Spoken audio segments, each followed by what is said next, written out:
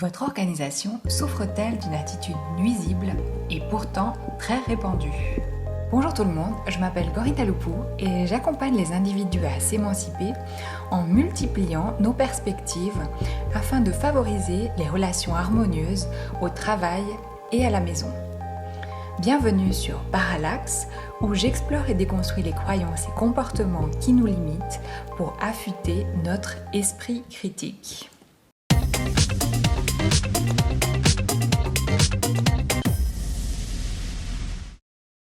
Quelles informations croire sur le Covid-19? Depuis quelques jours, sur Twitter, Facebook ou LinkedIn, sur mon tout comme vous, je suis bombardée par un tas de conseils pour se protéger du Covid-19, du genre boire de l'eau chaude, prendre des vitamines, de l'oxyde d'argent, le vaccin contre la rubéole ou même boire de l'alcool ou encore de l'eau de javel. Et puis d'un autre côté, je reçois sur WhatsApp ou par email tout un tas de théories expliquant qu'en fait, il ne faut pas écouter la version officielle, que le Covid-19 a été fabriqué par les Chinois en secret et que pas de bol, le virus s'est échappé, ou fabriqué par les Chinois et les Français en secret aussi, pour que l'industrie pharmaceutique se fasse de l'argent et que pas de bol également, il est sorti, ou fabriqué par les Américains en secret également, pour nuire aux Chinois et que pas de bol, il s'est échappé pour revenir chez eux. Si vous aussi vous recevez de toutes parts ces informations et que vous ne savez pas trop comment réagir, voici ce que j'aimerais vous dire. Comment se protéger, guérir du Covid-19? N'étant ni chercheuse ni dans la médecine, je ne m'aventurerai pas à parler de ce qui marche ou qui ne marche pas. Quoique, s'agissant de boire de l'eau de javel, instinctivement, je ne testerai pas si j'étais vous. En allant sur Internet, vous trouverez beaucoup d'explications et d'informations à propos de ce que l'on sait sur le Covid-19 diffusées par des professionnels. Vous n'avez pas besoin de moi pour les trouver. Si je schématise, voilà ce qu'on nous dit de ce qui se passe chez les professionnels. On observe, on a de bonnes raisons de penser que le remède A va fonctionner, on teste le remède A, on voit ce qui se passe, si ça a l'air de marcher, on peaufine son protocole pour continuer à tester avec le remède A, jusqu'à ce qu'on ait suffisamment de cas pour se dire que le remède A marche, avant d'en faire un remède officiel. Et puis, on avait aussi des connaissances préalables sur ce qui fonctionne ou qui ne fonctionne pas sur les virus. Ces théories restent valables jusqu'à ce qu'un nouvel élément vienne les ébranler. Comment ça se passe pour les ébranler? Eh bien, justement, on reprend la méthode décrite ci-dessus. Que peut-on constater en voyant comment font les professionnels pour trouver un remède? C'est un processus au long cours et on doit y aller à tâtons. D'un autre côté, que se passe-t-il avec le Covid-19? On est dans l'urgence, on aimerait donc un remède tout de suite et que ça marche avec certitude. Vous voyez donc la situation inextricable. Trouver un remède avec une méthode scientifique valable qui a fait ses preuves prend du temps et demande de naviguer dans l'incertitude. Tandis que nous sommes dans une situation de pandémie qui se répand vite, ce qui fait que nous aimerions trouver un remède rapide pour nous retrouver dans la certitude. D'où la prolifération des méthodes simples et connues depuis toujours, mais qu'on nous avait pourtant cachées. Maintenant, passons au deuxième axe d'informations qui nous bombarde. D'où vient le Covid-19? N'ayant pas étudié de manière détaillée d'où venait le Covid-19, je reprends la version officielle qui n'a pas encore été tranchée par les scientifiques à la date actuelle qui est le 28 mars 2020. Entre le pangolin et ou la chauve-souris ou une combinaison des deux, l'un qui l'aurait transmis à l'autre, bref, on n'est pas encore sûr. Avant de passer dans un marché chinois où, par effet, pas de bol, il passe ensuite à l'être humain. Là, de nouveau, on bute contre deux réalités qui ne font pas bon ménage. D'un côté, une méthode scientifique nécessitant du temps pour identifier l'origine du virus, pour examiner toutes les hypothèses, avec un résultat qui ne sera pas forcément définitif un jour et qui, par-dessus le marché, n'apporte pas de solution quant à comment empêcher que cela ne se produise à nouveau. Et d'un autre côté, notre besoin de comprendre le mode de transmission avec certitude pour prendre des mesures tranchées afin qu'à l'avenir, on s'assure que cela ne se reproduira pas.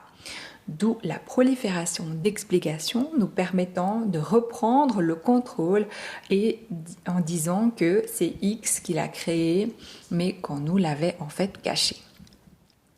Alors, Pourquoi voulons-nous contrôler ? Ce qui se passe avec la prolifération des remèdes en tout genre et avec les explications sur les origines du virus, lui attribuant une cause humaine, c'est un besoin de reprendre le contrôle.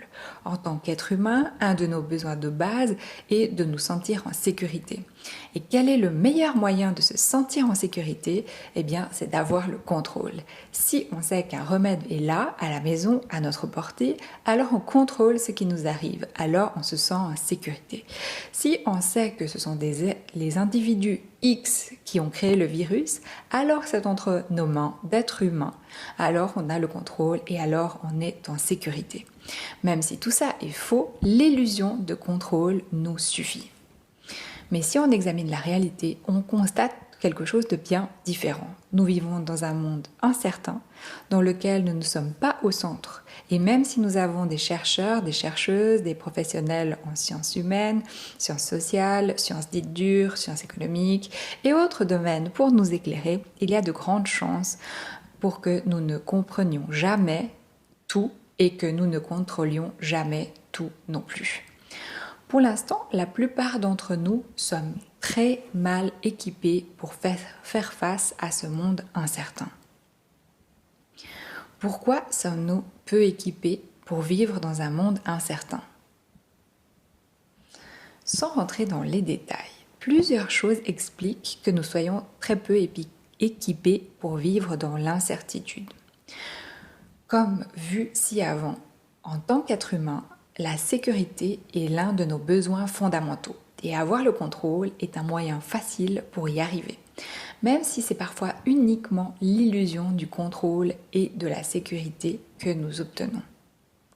Nous avons donc grossi tout ce qui pouvait nous donner l'illusion du contrôle.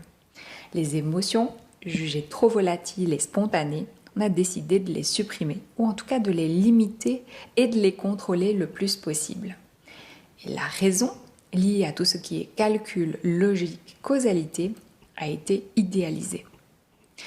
Sur cette même ligne, s'est engouffrée l'économie, avec l'idée que l'homo economicus, disant que l'être humain va toujours choisir ce qui maximise son bénéfice en examinant ses options de manière rationnelle, eh bien, c'est aussi aller dans le même sens du contrôle.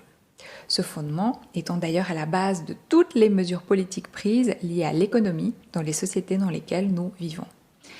Et à sa suite, le marché qui trouve toujours l'équilibre idéal entre l'offre et la demande. La concurrence, éliminant les entreprises n'apportant pas les solutions les plus adaptées, va aussi dans ce sens du rationnel et du contrôle.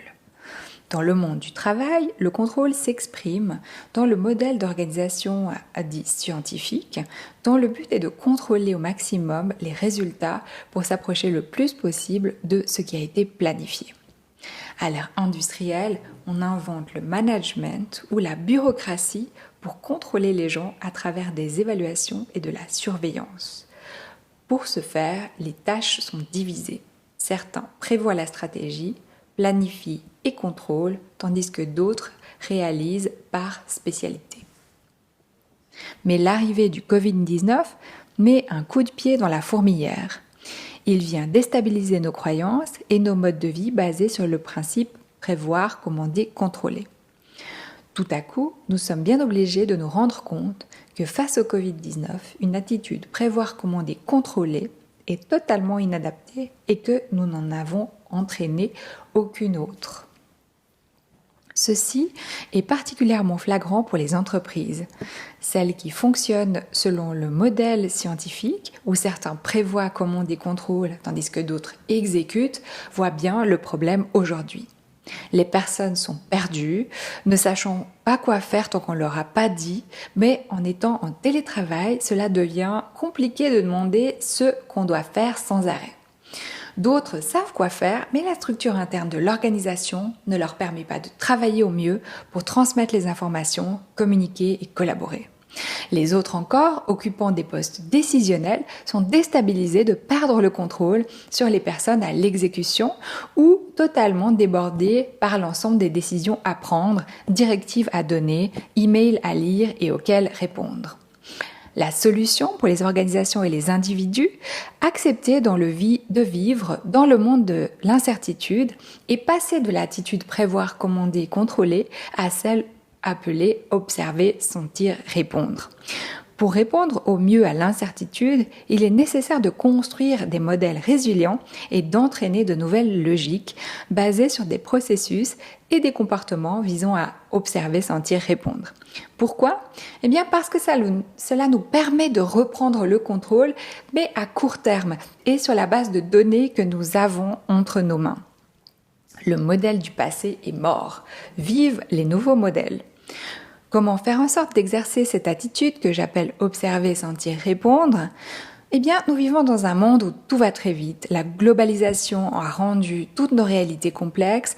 Internet a rendu nos échanges ultra rapides. Les progrès informatiques construisent de nouvelles réalités si vite que l'on n'arrive pas à suivre. La crise écologique frappe à nos portes et maintenant, c'est le Covid-19 qui vient encore nous terrasser. Et pendant ce temps-là, dans le monde du travail, nous avons apporté quelques adaptations d'ordre bureaucratique à un modèle organisationnel datant d'une époque qui a vu naître le véhicule à moteur et l'électricité. Il serait peut-être temps d'en changer. Si vous souhaitez en savoir davantage sur ces nouveaux modèles, je ne peux que vous encourager à prendre contact avec moi ou d'autres professionnels qui vous accompagneront dans ces transformations, car cela consiste bel et bien à apprendre de nouvelles manières de fonctionner et de s'organiser pour naviguer au mieux dans le monde complexe dans lequel nous vivons. Merci beaucoup de votre attention. À bientôt sur Parallax pour déconstruire ensemble nos croyances et comportements limitants. En attendant, si vous voulez me contacter, vous pouvez le faire en écrivant à l'adresse podcast@thesmartfactor.com. Si vous avez aimé cet épisode, abonnez-vous et laissez une évaluation de 5 étoiles sur votre application podcast préférée. Je vous en serai vraiment très très reconnaissante. Et vous pouvez également conseiller le podcast à votre entourage si vous le trouvez utile. Merci pour votre écoute et n'oubliez pas, avant de répondre, posez des questions.